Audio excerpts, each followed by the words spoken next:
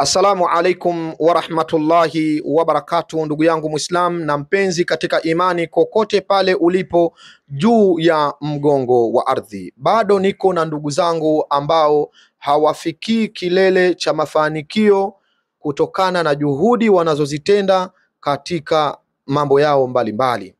Kuna baadhi ya ndugu zetu, nimekuwa hii ni darasa ya pili naitoa, ambao wao kila wanachokifanya hakifanikiwi, kila wanavyotibiwa hawaponi, kila wanalolishika haliwi. Darasa yangu iliyopita nilizungumza, huenda haya yanatokana na baadhi ya watu ambao wamefungwa, baada ya kufungwa wakavuliwa kivuli, wakachanjwa na chaletochi, na alhamdulillahi nikakupeni njia ya kutumia mizizi ya aina tatu, ukaichanganya katika mafuta na namna ya kuitumia ili kufuta chale ambazo mchawi anakuwa amekuwekea ili kuweza kuku access na kucontrol na kujua kila harakati unayoifanya. Sasa njia ziko nyingi za kujinasua, na leo pia nakupa njia ya pili mujarrab sana, ndugu yangu mpenzi unaifuatilia darasa zangu, katika kujisaidia namna gani unaweza ukajinasua katika matatizo ambayo kila unavyojitahidi ya kuondoke hayakuondoki. Kuna baadhi ya ndugu zetu anaweza akaanzisha jambo, wallahi mwanzo linaonesha nuru, lakini mwishoni linaharibika kabisa. Kuna baadhi ya ndugu zetu kila atakapopewa matibabu, amekwisha ugadawa maskini, ameshafanyiwa sana visomo, amekwisha fanya mambo makubwa mengine yasiyosemekana. Baadhi yetu katika kuhangaika mpaka katika mashiriki makubwa wanaingia kumshirikisha Mungu, lakini bado shida zao, bado matatizo yao, bado mitihani yao inakuwa iko pale pale. Kila anavyojifanyia tiba, wallahi alazim matatizo yako pale pale. Bali kuna wenzetu ambao kila anavyojifanyia tiba ndio kwanza mambo yanazidi kuharibika, ndio kwanza mambo yanazidi kwenda kombo, mpaka mtu anajiuliza, kwani mimi nina shida gani? Mbona sitibiki? Mbona nahangaika miaka 10, 15, 20? Kipi kinanifanya nisifikie hatua ya mafanikio? Mbona wenzangu mtu akienda sehemu walau watamwanga anauona, lakini mimi nikienda mtihani? Kuna baadhi ya wenzetu anaweza kaenda huko akapata kidogo, lakini nikienda mimi mtihani. Asishike biashara huyo, haiwezi kwenda huyo. Huyo akioa ndoa yake haidumu huyo. Huyo watu wanamchukia pasi na sababu ya aina yoyote. Huyo akianzisha jambo lolote linakufa. Huyo akifanya jambo lolote lile mwisho wake ni lazima ajute, yani mwisho wake ni lazima atoe machozi. Mwisho wa hilo jambo lazima anajitahidi kuwavuta watu, anajitahidi kuwapenda watu, lakini wale watu ambao yeye anawavuta, anawapenda, anawasaidia, ndio hao wanaokwenda baadaye kumgeuka, mpaka anajiuliza, mimi nina matatizo gani katika mwili wangu? Basi nijaribu vidua, nijaribu hiki, nijaribu kile, lakini bado mitihani inaendelea kumkumba. Sikiliza ndugu yangu Muislamu, kuna baadhi ya matatizo kwa idhini ya Mwenyezi Mungu Subhanahu wa Ta'ala unaweza ukayatambua kupitia baadhi ya hizi njia. Yani inawezekana kodi ya matibabu yako, vipi ujitibu, vipi uondeshe hiyo mitihani, vipi uweze kujiondoshea hayo matatizo, unaweza ukajifanyia wewe mwenyewe njia hii ninayoisema hapa, na Allah akakujalia ukaweza kujua matatizo yako ni kitu gani, shida zako ni kitu gani. Kama njia hii utaitumia kwa idhini ya Allah Subhanahu wa Ta'ala, la shaka fihi, kama umerogwa utajua mimi nimerogwa, umefungwa utajua mimi nimefungwa, aidha umefungwa makaburini, ama umefungwa njia panda, ama umefungwa baharini, ama umefungwa mapangoni, ama umefungwa katika miti mikubwa. Na kama una maradhi, njia hii ninayokupa leo itakwenda kukufundisha maradhi uliokuwa nayo yanatokana na uchawi, ama maradhi uliokuwa nayo ni maradhi ya kawaida, ama maradhi uliokuwa nayo namna ya kutibika kwake ufanye nini na nini. Hii njia ninayokupa, hata kama uchawi umefukiwa, unaweza ukaoneshwa mpaka sehemu ambayo uchawi wako umefukiwa sehemu fulani. Ishu ni uchamungu tu wako, ndugu yangu Muislamu na mpenzi katika imani. Sasa utajua vipi siri ya matatizo yako, na utajua vipi namna gani ya kujitibu matatizo uliokuwa nayo, hata kama matibabu yake huyawezi wewe, yani hata kama matibabu yake wewe huwezi kuyafanya, lakini njia hii ninayokupa huenda Allah akakuonyesha, mfate mtu fulani atakusaidia. Haya mambo yanawezekana ndugu yangu Muislamu na mpenzi katika imani. Sasa vipi utafanya? Nisikilize vizuri. Wallahi alazim, usiku ndugu yangu una siri kubwa. Amka usiku saa 8 kamili ya usiku, amka. Baada ya kuamka saa 8 kamili ya usiku, chukua maji yako safi kabisa, nenda kaoge, jitoharishe mwili wako.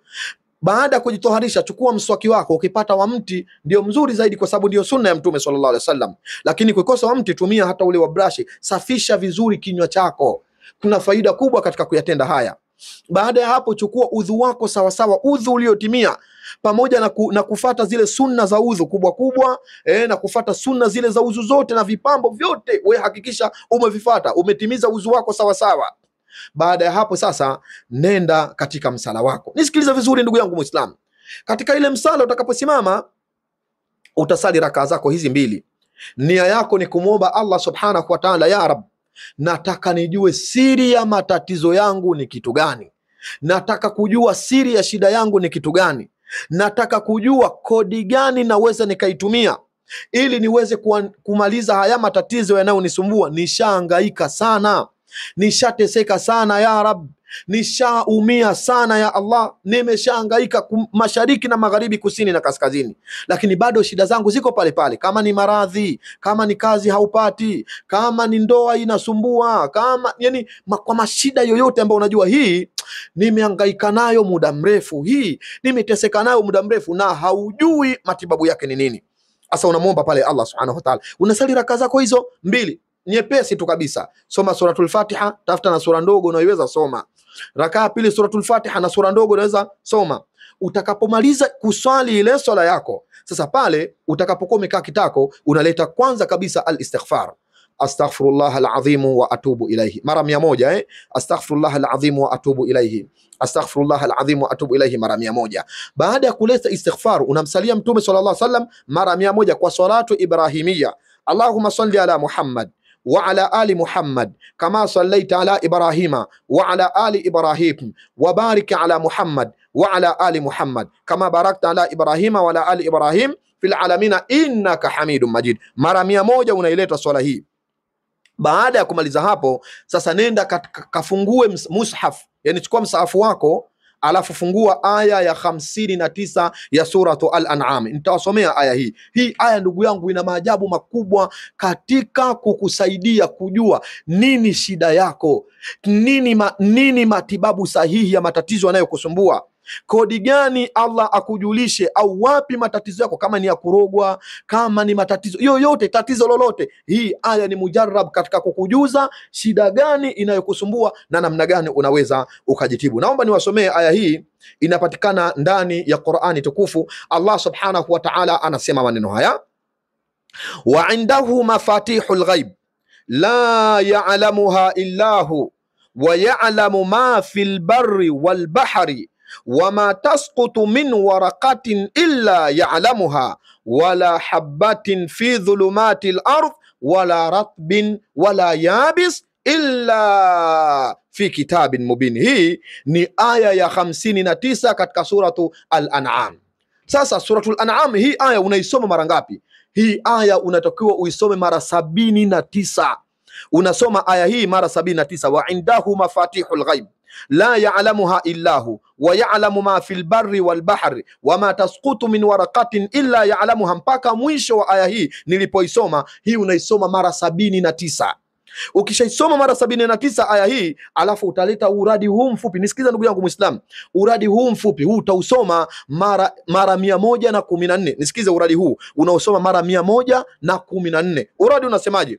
Ya haqu ya mubin la ilaha illa anta, ya haqu ya mubin la ilaha illa anta, ya haqu ya mubin la ilaha illa anta, ya haqu ya mubin la ilaha illa anta, ya haqu ya mubin la ilaha illa anta, ya haqu ya mubin la ilaha illa anta, ya haqu ya mubin la ilaha illa anta, mara 114. Alafu baada hapo nenda kalale ndugu yangu Muislamu, wallahi utashangaa.